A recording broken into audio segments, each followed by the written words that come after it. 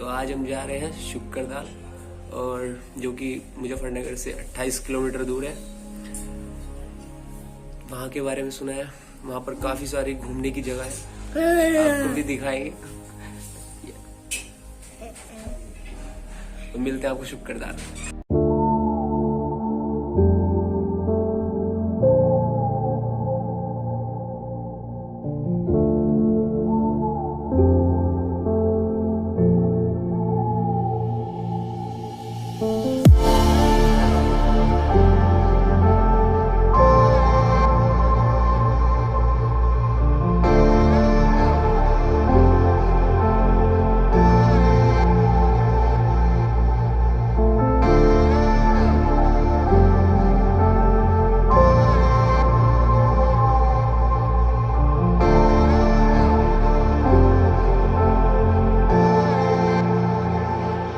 अभी हम पहुंच गए हैं शुक्करताल के गंगा घाट पर, जहाँ पर अभी काफ़ी सफाई दिख रही है पहले से ज़्यादा। कि पहले जब आते थे यहाँ पे बहुत ही ज़्यादा गंदगी रहती थी, तो जब अभी एक नमामि गंगे जो योजना चल रही है, अभी काफ़ी अच्छा कर दिया है और नाव चला दी है यहाँ पे। अभी कुछ तो अच्छा हो रहा है यहाँ पे कि साफ सफाई तो बहुत इम्पोर्टेंट थी, नहीं तो यहाँ पे इतना गंदगी रहती थी कि आप यहाँ पे आना पसंद नहीं करते थे। काफी साफ हो गया।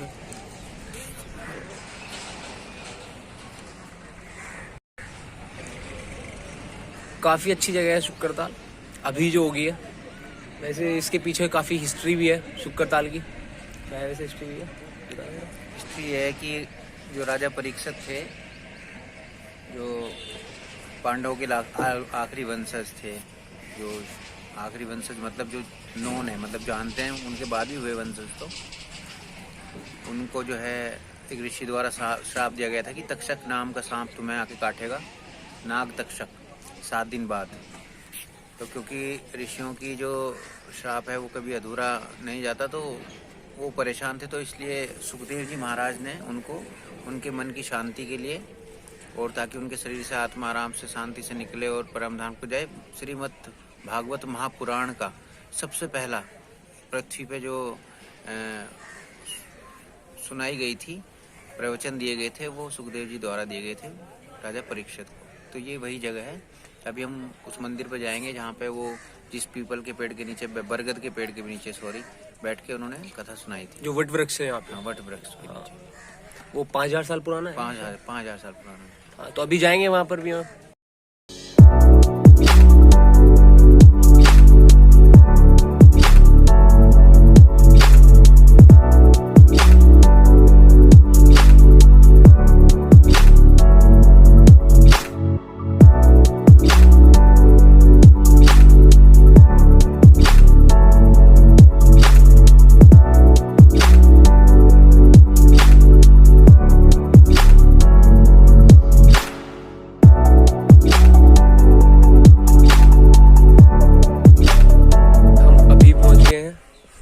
शुक्करताल के शिव धाम में, जो कि अभी यहाँ पे नया मंदिर बना है, और यहाँ पर संस्कृत की पढ़ाई भी कराई जाती है। यहाँ बच्चों का संस्कृत का स्कूल है, जहाँ पे बच्चे पढ़ते हैं संस्कृत बचपन से ही यहाँ पे डाल दिया जाता है। यहाँ पे चल रही है इनकी पढ़ाई अभी, इन्हें तो मैं डिस्टर्ब नहीं करूँगा। अभी मैं आपको मंदिर अंदर से दिखाऊंगा, जो शिव धाम का मंदिर है।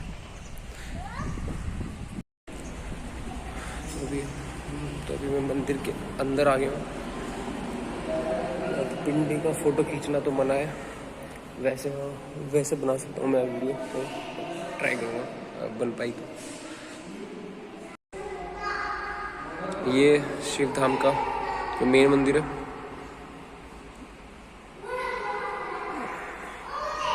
जो मेन पिंडी है उसका फोटो खींचना मना है यहाँ पे, तो इतना ही दिखा सकता हूँ मैं यहाँ पे।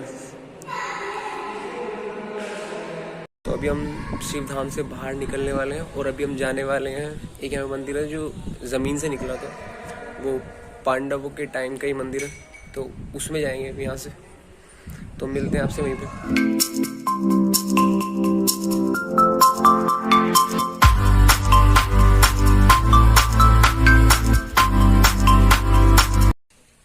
तो गाइस अभी हम पहुंच गए हैं उस मंदिर पर जो मिट्टी के अंदर से निकला था। यहाँ पे ये पीछे यहाँ पे टीले हैं कुछ, तो यहाँ पे जो खोदा गया तो यहाँ पे निकला है। ये कहते हैं कि पांडवों के टाइम का मंदिर है, 5000 साल पुराना। मुझे लगता है अगर जो पीछे ये टिल्ले हैं इन्हें खोदा जाए, इनमें भी शायद कुछ निकल जाए।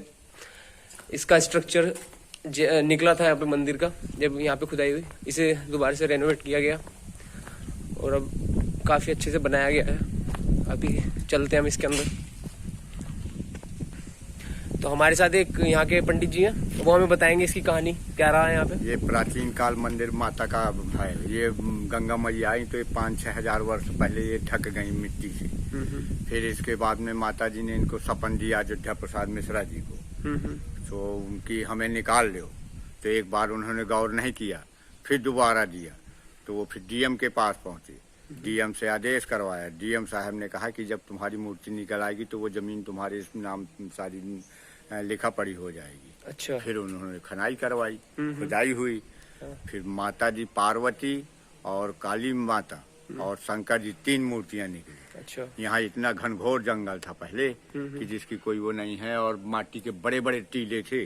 अच्छा अच्छा। सब बराबर करा के माँ की कृपा से देखो आज आश्रम टीले तो आसपास और भी नजर आ रहे हैं। हाँ। और टीलों की हाइट भी इस मंदिर की हाइट से ज्यादा है। इससे ज्यादा थी ना हाइट। हाँ, तो पहले भी थी। इसके अंदर से निकला होगा। हाँ, तो मंदिर बना बनाया निकला और माता जी निकली। अच्छा। हाँ, वही मंदिर है आज बना है उसी का। ये पांडवों के टाइम का ही है ना? ये पांडवों के टाइम का है। अच्छा। फिर जब पांडव युद्ध हुआ उनका, पांडवों का, तो वो सब कुछ हार गए। हाँ। कुछ न रह गया। अच्छा, तो अच्छा। पार्वती माता ने उनसे कहा कि तुम ऐसा करो कि गंगा मैया में खड़े होकर के रात भर आराधना करो, तो सूर्य भगवान आएंगे और तुमको वरदान देंगे। तो राजपाट तुम्हें उसी तरह मिल जाएगा। अच्छा अच्छा। तो फिर उन्होंने पांडवों ने वही किया, और ये करने के बाद सूर्यनारायण भगवान प्रकट हुए। अच्छा। तो सूर्यनारायण भगवान ने ये कहा कि मांग लो जो कुछ मांगना हो। तो कहे हमें कुछ न चाहिए, न राज चाहिए, न पाठ चाहिए, न कुछ न चाहिए, न धन न दौलत। हमें तो भाई बंधु जो कोई आए हमारे पास,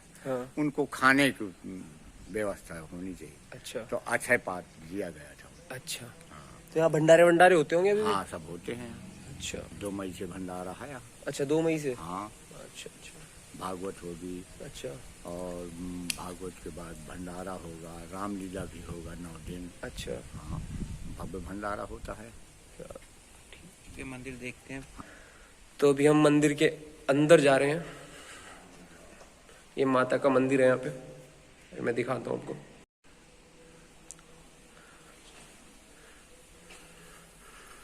ये वो मंदिर है, ये माता की मूर्ति जो निकली है अंदर से खुदाई में।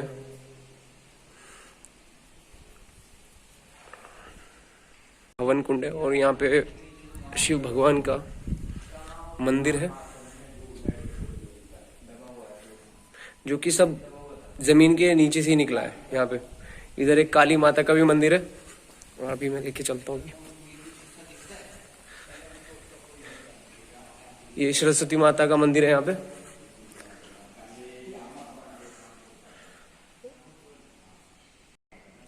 और ये है यहाँ पे माता लक्ष्मी का मंदिर।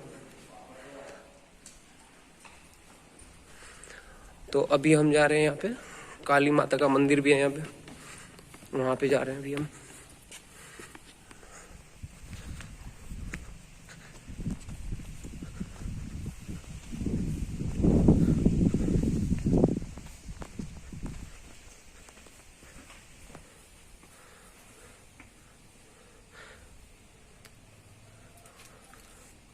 ये मंदिर ना इस तरह से बना, और यहाँ पे है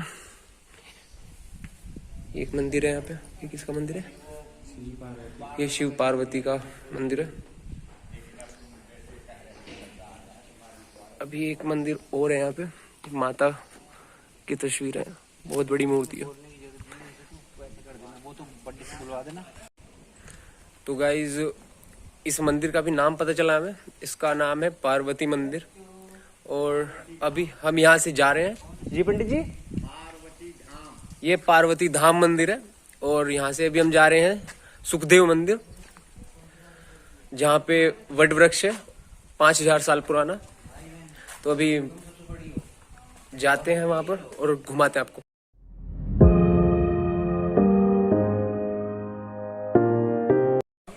तो अभी हम पहुंच गए हैं महर्षि श्री सुखदेव जी के मंदिर पर।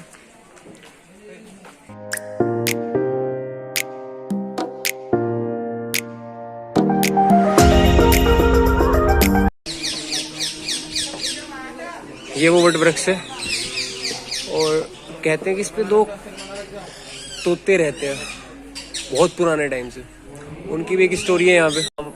तो हमारे साथ यहाँ पर सुखदेव मंदिर पर यहाँ के पंडित जी है, ये हमें यहाँ की हिस्ट्री बताएंगे कि क्या क्या यहाँ पे रहा है और क्या तोतों की कहानी है, यहाँ पे तोतों की जो कहानी बताते हैं। तो पंडित जी बताएं। तोते से भगवान सुखदेव जी की उत्पत्ति हुई है। ये जो तोते वाली कहानी है त्रेता युग की कहानी है। जब शंकर भगवान माता पार्वती को अमर कथा सुनाते हैं तो तोते ने अमर कथा सुनी, तो उन्हीं तोते से सुखदेव जी की उत्पत्ति हुई। आज जो बड़ का पेड़ है इसी की छाव में भगवान सुखदेव जी ने राजा परीक्षित सर्वप्रथम श्रीमद् भागवत का रसपान करा के भवसागर से तार दिया। और भगवान सुखदेव जी वेदव्यास जी के पुत्र हुए और 12 साल तक अपनी माता के गर्भ में रहे। भगवान 12 साल के बाद होते ही चल दिए और 16 साल की आयु भगवान ने भागवत कथा अपने मुखारविंद से यहाँ पर सुनाई। और जो राजा परीक्षित हुए ये अर्जुन के पोते अभिमन्यु के लड़के और उत्तरा के गर्भ में भगवान ने इनकी संरक्षा की है। महाभारत के आखिर में अश्वत्थामा ने ब्रह्मा छोड़ दिया कि मैं पांडवों का आखिरी वंश भी नष्ट कर दूंगा। उत्तरा को दर्द हुआ, उत्तरा ने भगवान को याद किया, प्रभु रक्षा कीजिए मेरी। भगवान दौड़ के गए, उत्तरा के घर में प्रवेश किया और राजा परीक्षित की ब्रह्मा से रक्षा की। जिस बच्चों को गर्भ के अंदर भगवान ने चतुर्थ रूप के दर्शन दे दिए वो कितना महान है। और जन्म होने से पहले परीक्षा भी होगी तो इनका नाम परीक्षित रख दिया। राजा परीक्षित के समय में ही कलयुग की शुरुआत हुई है और कलयुग के प्रभाव के कारण राजा परीक्षित ने समीगिरी से गले मराव सांप के दिया। और समीगिरी जो पुत्र सिंगिरी से उन्होंने श्राप दे दिया कि जिस किसी भी राजा ने मेरे पिता गले मराव सांप गिराए आज से 7वें दिन वो नाग तक से नाग बनकर डसेगा। तो कुछ मृत्यु जो होती है अकाल मृत्यु में आती है, जैसे सांप के काटने से मरता है आदमी, पानी में डूब के मरता है, आग में जल के मरता है, एक्सीडेंट में मरता है और आत्महत्या करता है। इनको 1000 वर्षों तक मुक्ति नहीं मिलती, इनकी आत्मा से भटकती रहती है। जब राजा परीक्षित को मालूम चला कि सांप के काटने उनकी मृत्यु होगी तो राजा परीक्षित ने अपने बेटे जन्मेजय को राजा बना दिया और ये कहा कि बेटा से तू राजा में जा अपनी मुक्ति पाने के लिए राजा परीक्षित यहाँ पर आए। यहाँ पर भगवान ने भागवत के द्वारा राजा परीक्षित को मोक्ष प्रदान कराया। भगवान ने 6 दिन तक भागवत कथा सुनाई और जब 7वां दिन शुरू हुआ तो भगवान ने राजा को सावधान किया, देखो अभी तक्षक नाग आने वाला है। और भगवान ने राजा परीक्षित को अष्टांग योग के द्वारा उनकी आत्मा शरीर से पहले मुक्ति करा दी। केवल मिट्टी रूपी शरीर है, उसे मिट्टी रूपी शरीर में आके तक्षक नाग ने डंक मार दिया, शरीर जो था राख हो गया। तो भगवान ने भागवत के द्वारा राजा पर मोक्ष प्रदान कराया। जो मोक्ष पांडवों को नहीं मिला भगवान के साथ में रहने से, वही मोक्ष राजा परीक्षित को यहाँ पर दिला दिया। तो भागवत की जन्मभूमि सुखतारी, यही से भागवत का आरंभ है। और जो बड़ का पेड़ है ना इसकी आयु 5500 साल से अधिक की है और इसकी खास बात है इसमें दाढ़ी जटा नहीं आती। जैसे दूसरे बड़ के पेड़ होते हैं उनमें लटा ऐसे बहुत सारी लटकती रहती है, इसमें नहीं आती, थोड़ी बहुत आती है, वो यहाँ पर चिपक जाती है। और ये सदाबहार हरा भरा रहता है। आप कभी भी आओगे किसी मौसम में आओगे आपको ऐसा ही मिलेगा सदाबहार हरा। तो भागवत का आरंभ यहीं से हुआ। सुखदेव जी ने राजा परीक्षित को भवसागर से तार दिया, फिर इस जगह नाम सुखतार हो गया। बोल सुखदेव जी महाराज की जय।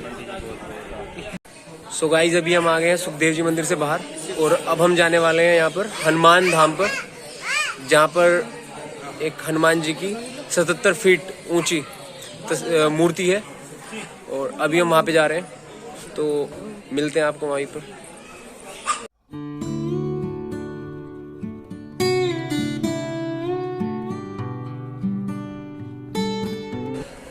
तो गाइज अभी हम पहुंच गए हनुमान धाम पर शुक्रताल में। यहाँ पे हनुमान जी की मूर्ति है जो कि 77 फीट ऊंची है और इसकी सबसे पहले इसी मूर्ति का जो है यहाँ शुक्रताल में बनाई गई थी। यही मूर्ति है जो सबसे पहले बनाई गई।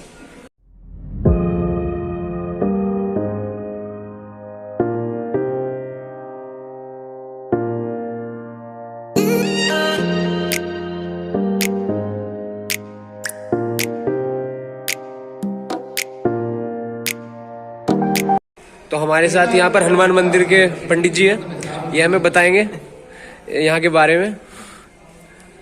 जी बताइए पंडित जी। यह हनुमान जी का स्थापना 1986 में हुआ था जी। और 77 फुट ऊंचा है हनुमान जी का विग्रह। उनके अंदर 700 करोड़ राम नाम है और उनके अंदर डालते गए बनाते गए, तो 11 महीने में हनुमान जी का मूर्ति तैयार हुआ था। 1 साल के अंदर स्थापना भी हो गई। अच्छा, तो यही सबसे पहली मूर्ति है ना यहाँ पे जो बनाई गई थी? 4 एक साथ में बनाए थे, एक ही कारीगर में। यहाँ पे भगवान शंकर जी का भी है, माता दुर्गा जी का भी है, गणेश जी का भी है और हनुमान जी का भी। 4 मूर्ति एक ही कारीगर ने मतलब एक साथ में काम चालू था, एक ही साथ में पूरा किया। तो गाइज अभी हम हनुमान मंदिर से बाहर आ गए हैं। कैमरा तो अंदर अलाउ नहीं था, तो इसलिए वीडियो बनाने नहीं दिया उन्होंने, पंडित जी ने। तो आज यहीं तक रखते हैं इस ब्लॉग को, और bye. Take care yourself और take care your parents. Bye.